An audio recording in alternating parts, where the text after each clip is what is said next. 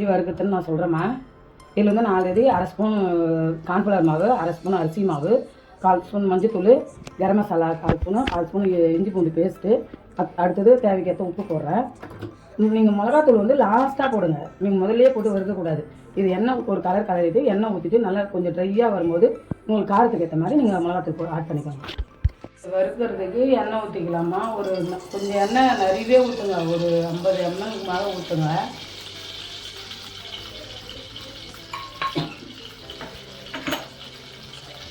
அதுக்கப்புறம் இது நல்லா கிளறி விட்டுக்கணும்.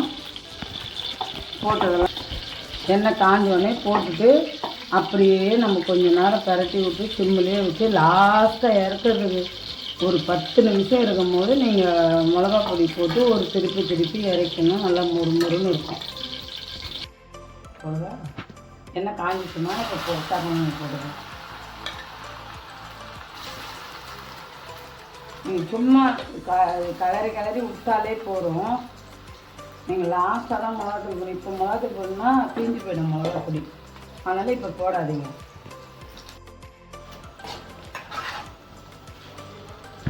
பாருங்கம்மா, இப்போ நல்லா ட்ரை ஆகிடுச்சு.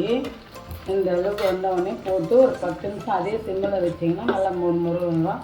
நான் சாதாரணமாக வீட்டு மிளகாத்தூள் தான் 1 ஸ்பூன் போடுறேன். உங்களுக்கு காரம் அதிகமாக வேணுன்னா நீங்கள் போட்டுக்கோ. ஒரு 10 நிமிஷம் வச்சா அடுப்பு ஆஃப் பண்ணிடுங்க.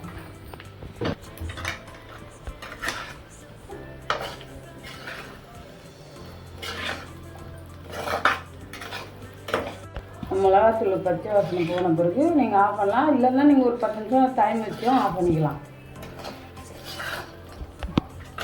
அவ்வளோதான். நீங்கள் ட்ரை பண்ணி பாருங்கள். லைக் பண்ணுங்கள்.